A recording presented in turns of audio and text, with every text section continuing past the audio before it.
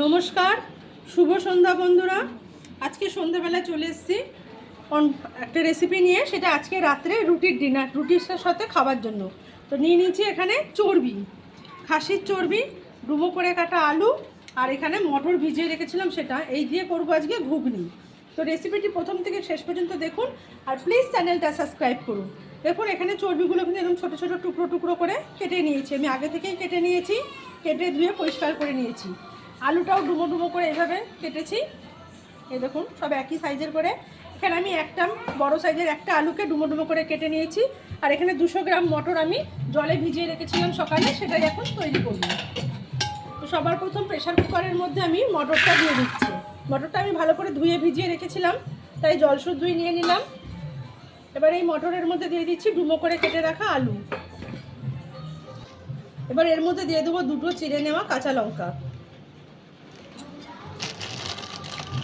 স্বাদ অনুযায়ী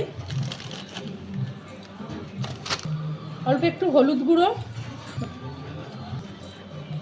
দিয়ে দিচ্ছি অল্প একটু সর্ষের তেল, আরও একটু পরিমাণ জল দিচ্ছি। এবার এটা ভালোভাবে মিশিয়ে দিলাম। এবার ঢাকনা বন্ধ করে 2টো সিটি দিয়ে সমস্তটা সেদ্ধ করে নেব। যতক্ষণ মটরটা সেদ্ধ হচ্ছে, ঘুগনির জন্য একটা মশলা করে নেব। আদা, রসুন,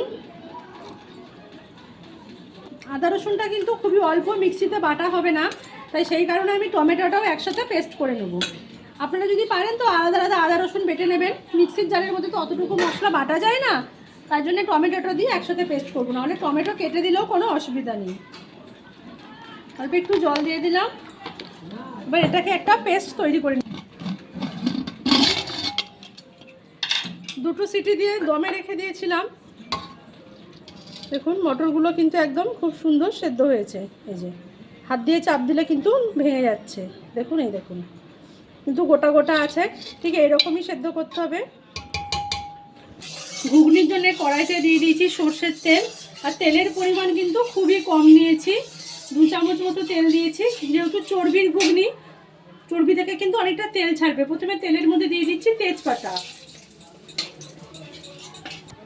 গোটা গরম মশলা, দারচিনি, এলাচ, লবঙ্গ, এলাচের মুখগুলো কিন্তু অবশ্যই ফাটিয়ে দেবেন। দিয়ে দিচ্ছি সামান্য একটু সাদা জিরে, একটু নেড়ে চেড়ে নিয়েছি। গরম মশলা থেকে সুন্দর একটা গন্ধ আসছে। এবার এর মধ্যে দিয়ে দেবো মিহি করে কুচিয়ে নেওয়া পেঁয়াজ, 2টো বড় সাইজের পেঁয়াজ আমি মিহি করে কুচিয়ে নিয়েছি। এবার এই পেঁয়াজটাকে একটু হালকা ভাজা ভাজা করে নেব। পেঁয়াজটা তাড়াতাড়ি ভাজা হওয়ার জন্য এখানে দিয়ে দেবো আরও একটু লবণ।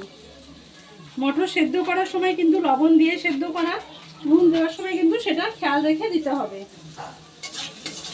এই নুন দেওয়ার কারণে কিন্তু পেঁয়াজটা খুব তাড়াতাড়ি ভাজা হয়ে যাবে। দেখুন পেঁয়াজটা কিন্তু লাল লাল করে ভাজা হয়ে গেছে। এবার এর মধ্যে দিয়ে দেবো আগে থেকে যে মশলাটা আমি বেটেছিলাম, আদা রসুন আর টমেটো, সেই পেস্টটা এবার এর মধ্যে দিয়ে দেবো। মিক্সির বাটিটা ধুয়ে অল্প একটু জল দিয়ে দিচ্ছি। এবার এই মশলার মধ্যে দিয়ে দিচ্ছি হলুদ গুঁড়ো, লবণ কিন্তু আগেই দিয়েছি পেঁয়াজ ভাজার সময়, তাই লবণটা এখন আর দেবো না। পেঁয়াজে নুনটা দেওয়া আছে, এবার নুন হলুদ এই মশলাটা দিয়ে ভালোভাবে কষাতে হবে। আদা রসুন দিয়ে কিন্তু পেঁয়াজের সাথে বেশ ভালো করেই কষিয়ে নিয়েছি। আদা রসুনের কাঁচা গন্ধটা চলে গেছে। এবার এর মধ্যে দিয়ে দেবো কিছু গুঁড়ো মশলা। প্রথমে দিয়ে দেবো ধনে গুঁড়ো,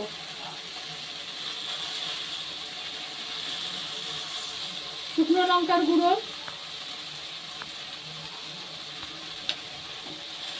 জিরের গুঁড়ো, অল্প একটু জল দিয়ে দিচ্ছি। এবার জল দিয়ে এই মশলার সাথে গুঁড়ো মশলাগুলো ভালোভাবে কষিয়ে নেব। এখানে কিন্তু লঙ্কার গুঁড়ো দিয়েছি 1 চামচ, ধনের গুঁড়ো 1 চামচ, আর জিরের গুঁড়ো দিয়েছি 1/2 চামচ। ঝালটা আপনাদের পছন্দ অনুযায়ী দিয়ে দেবেন। আর এর মধ্যে দিয়ে দেবো সামান্য একটু চিনি, খুবই সামান্য, এটুকু টেস্ট মানে স্বাদের জন্য এটুকু দিতেই হবে। আপনারা যদি মনে করেন চিনি খেতে নাও পছন্দ করেন, সেটা নাও দিতে পারেন, কিন্তু স্বাদের জন্য এটুকু দিলে নুন মিষ্টির ব্যালেন্সটা ঠিকঠাক হবে। এবার দেখুন মশলাটা কিন্তু বেশ কষিয়ে নেওয়া হয়ে গেছে, গুঁড়ো মশলা দেওয়ার পরেও অনেকটা কষিয়ে নিয়েছি। এবার এর মধ্যে দিয়ে দেবো ছোটো ছোটো করে কেটে নেওয়া চর্বি।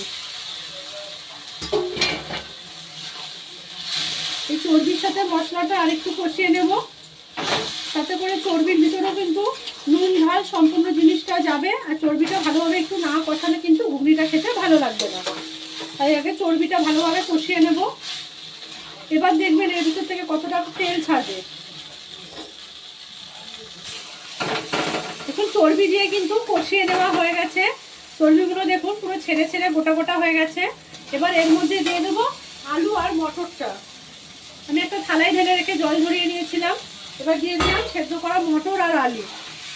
এবার আলু মটরের সাথে এই চর্বিটা কিন্তু ভালোভাবে মিশিয়ে নেব।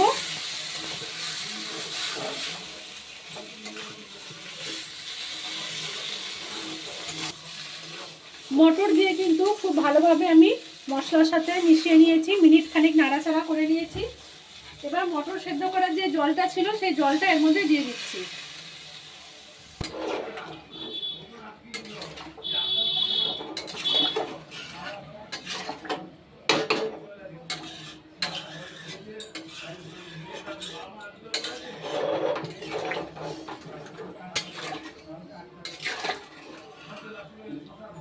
সব কিছু দিয়ে ভালোভাবে মিশিয়ে এবার ঢাকা দিয়ে দিচ্ছি যতক্ষণ না এটা ফুটে উঠছে।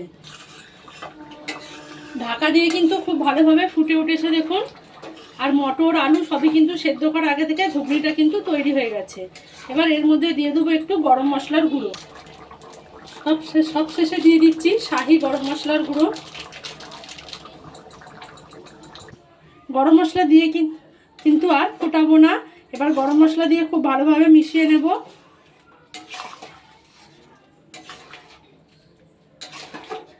গরম মশলা দিয়ে কিন্তু তরকারি ফোটালে গরম মশলার কিন্তু যে টেস্টটা বা যে গন্ধটা দুটোই কিন্তু নষ্ট হয়ে যায়, তাই গরম মশলা দিয়ে কিন্তু ফোটাবো না।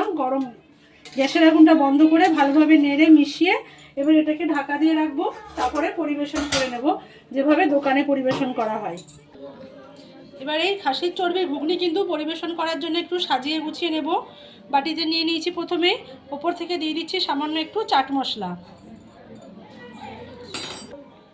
ওপর থেকে দিয়ে দেবো অল্প একটু শসা কুচি,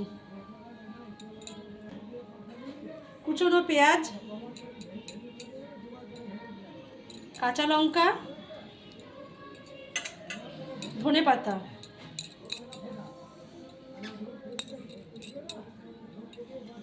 তো এইভাবে গরম গরম রুটির সাথে কিন্তু অবশ্যই পরিবেশন করতে পারেন বা শুধু মুখেও খেতে পারেন এই মাংসের চর্বির ঘুগনি। তো একবার রেসিপিটি এইভাবে বাড়িতে বানিয়ে খেয়ে দেখুন। আর প্লিজ চ্যানেলটা সাবস্ক্রাইব করুন, লাইক শেয়ার কমেন্ট করে পাশে থাকবেন। সকলকে অনেক ধন্যবাদ।